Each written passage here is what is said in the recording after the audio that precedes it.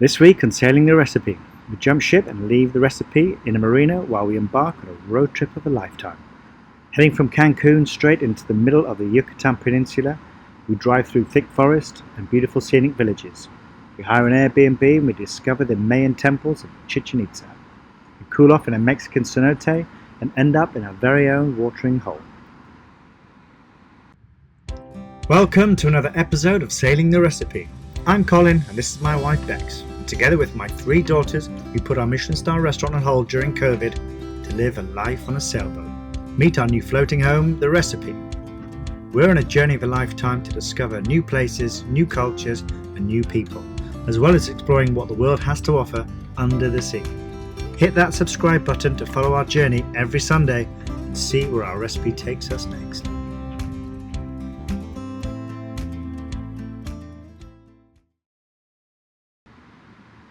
Driving through Mexico has always been a bucket list for Bex and I. I find myself in a very surreal situation with my family in the back of the car driving through Mexico, on our way visiting ancient temples and ancient way of life. How did we get here? After 3 hours driving, we finally find our Airbnb that we're going to call home for the next 3 days while we explore these amazing landscapes, amazing architecture and amazing people.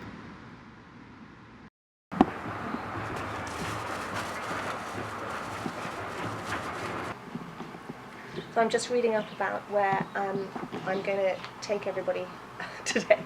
We're going to go to Chichen Itza, which is one of the 7 wonders of the world. Actually, it's a Maya Temple. I'm just reading about the Maya culture and their calendar and things, which is just absolutely fascinating. You know, at the time where they were building these temples, obviously the Roman Empire was sweeping through Europe, but it's absolutely fascinating and I can't wait. It's lovely to be here. We kind of made the decision to come to Mexico because we were so desperate to see these temples and see some of the cenotes, which is another hugely historical thing with this part of Mexico, and we're so excited. We're in this beautiful little Airbnb and I'm just really excited to be able to go and see these things, and I think it's going to be great for the children. I hope they're as excited as I am, but in general my history excitement does surpass all of them. But I will get them going. Going to these Mayan temples today really kind of solidifies one of the reasons why we decided to take this trip with the children in the first place. You know, taking them as we have, out away from the boat. We've hired a car, we've come into the central area of the Yucatan, and I'm really excited to kind of tick this box with them so that they can see really the reason why we did this. Meeting a whole new culture, really enjoying and getting stuck into the whole Mexican way of life, and I think it's really fun.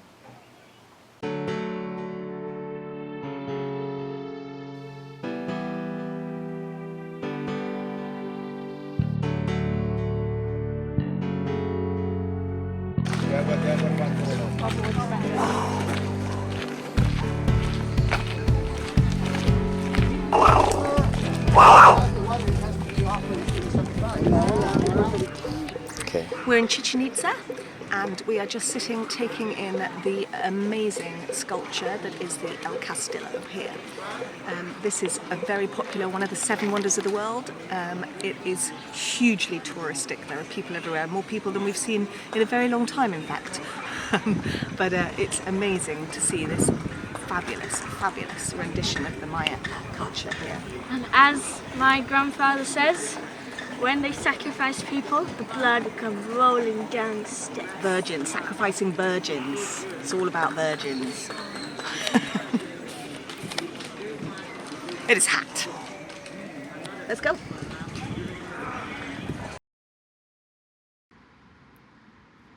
It's so great to be able to share these experiences with the kids. I felt they really did us proud in involving themselves in trying to understand what we're doing and the way of the Mayan people and the way they spent their life and why it no longer exists as it did 2,000 years ago. This place is really cool. It makes you think that we're lucky we came here on the boat, because going to Mexico, you want beaches, you want like Mexican margaritas, you want guacamole, but actually you don't think about what Mexico really is. So looking at these Mayan temples is really cool because they're not all touristed up for tourists. When walking through them, you actually feel like you're, 2,000 years ago. It's pretty cool. So, archaeologist Jessica McGarren has found a game widely known as noughts and crosses.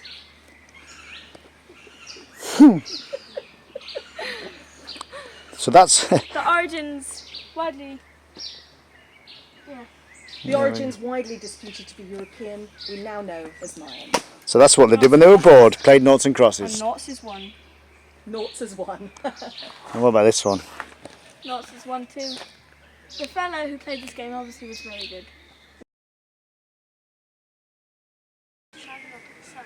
No made in China, made by hand. Not made in China.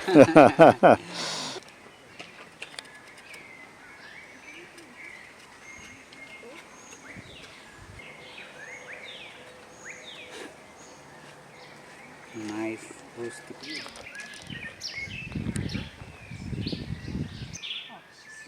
I'm almost tempted to want to study being an archaeologist, just to be able to go inside the Mayan Temple.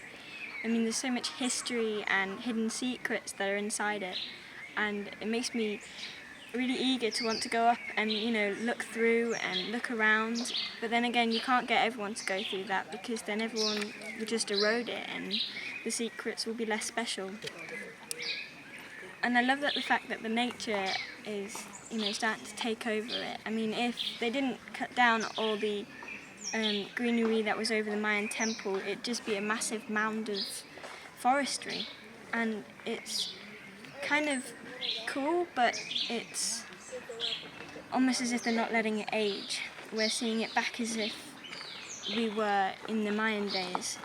Yeah, I think it's quite cool how we're celebrating it still now, almost looking at it as if it were then, but then we shouldn't modernise it and we shouldn't put pavements everywhere. I think there's a certain level of letting nature take its course in age. We are just really enjoying walking around this amazing kind of central hub to what would have been their cultural centre for this town. We're told that all the dwellings will have kind of gone out of here, but I'm just reading on something that they only really excavated this site in the early 19th century. So, it's not been around awfully long, which is really exciting as well, isn't it, for an archaeologist? I can't.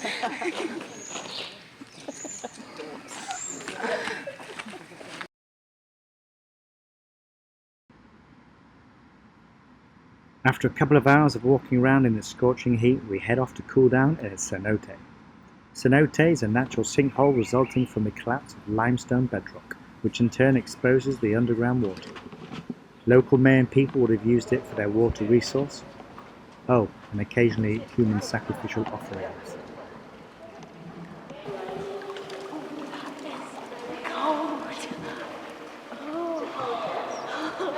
Is it cold? Is that the question?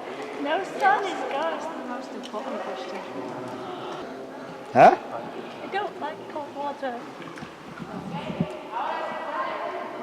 It's quite nice having lots of air.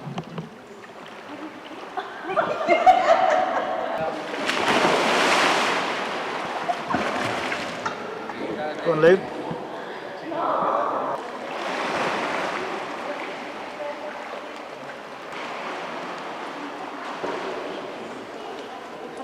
I've just been in a cenote. I've never been on one before.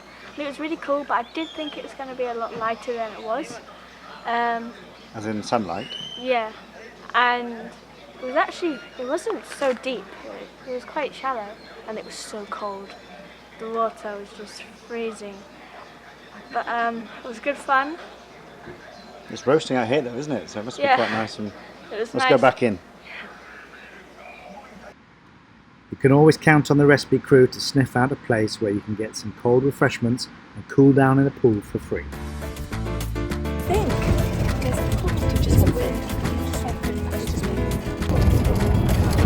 Colin? My English is not perfect. I am learning English. Colin? Where are you from? London. Oh.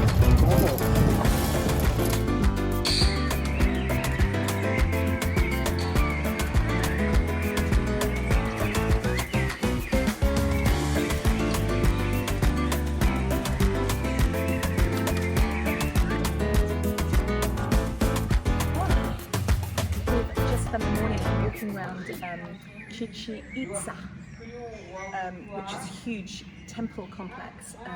It's one of the seven wonders of the world, absolutely amazing. And then as we were driving home, all of us were getting a bit hangry, which is a very Magaran expression, when we're all too hot and we're all too hungry to think. And so we saw a sign to a hotel restaurant that does like Mayan fusion food. And we thought, oh, we'll just check it out. Anyway, we're here and it's like paradise. It's just the most stunning hotel I've ever seen. The staff are all beautiful, moon is welcome. And we're sitting here going, how did we just get out of tourist hell and end up here?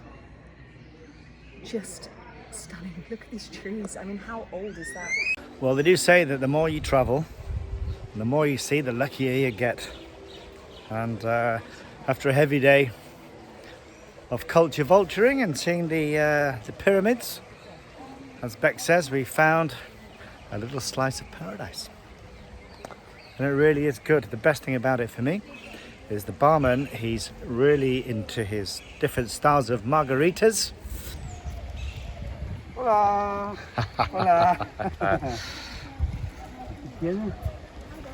So this is a margarita. Sí, margarita de tamarindo. Tamarindo. Especial margarita. There we go. Sí. ¿Gusta un popote? No. No popote. Gracias. Para cuidar el mundo. So what's special about this Es margarita especial de tamarindo. tamarindo? Tamarindo, especial con tequila especial. So it's good for the health. Good, sí, claro. Es on the house. De la casa. Okay. This is a tamarind margarita. Tastes amazing, but the best thing about it, I think the reason why it tastes so bloody good, because it's on the house.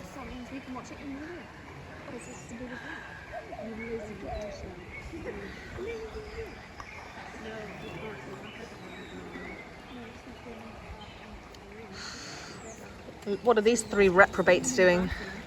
Hola, ¿cómo estás?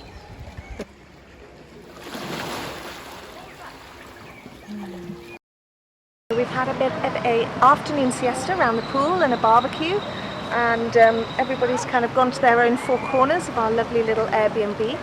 And now we've walked into the centre of Valladolid to have a wander around and walk around with the locals as they promenade in the evening. And it's buzzing.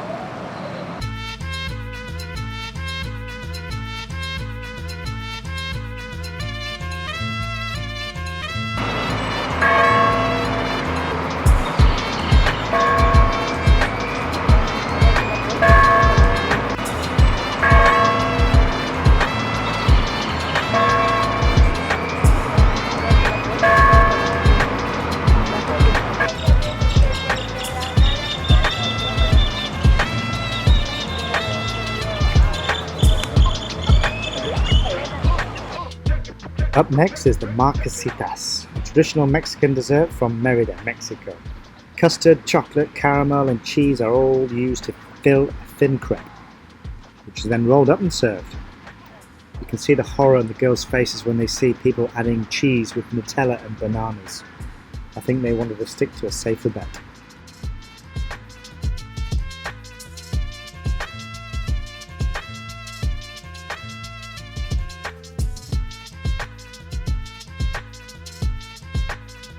Always gets it around the mouth.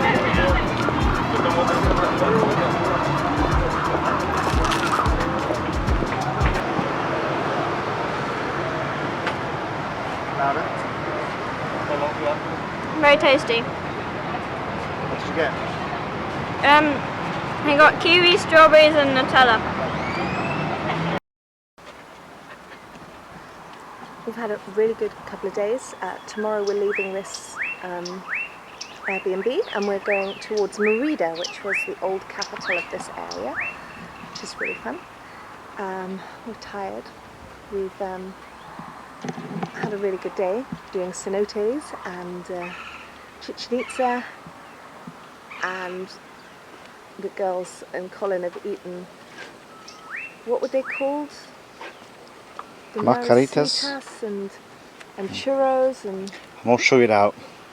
yeah, they're all sugared out. I didn't get any of that just because it's not my kind of thing, but they were pretty good, pretty good. And we're all ready for an early night, pack up, onward to the next adventure. Muna! Come! It's like a dirty teenager wanting to go out on a party. Okay. Look, she's with all the boys. Muna, you get inside, stop making friends with all the boys. You're too young.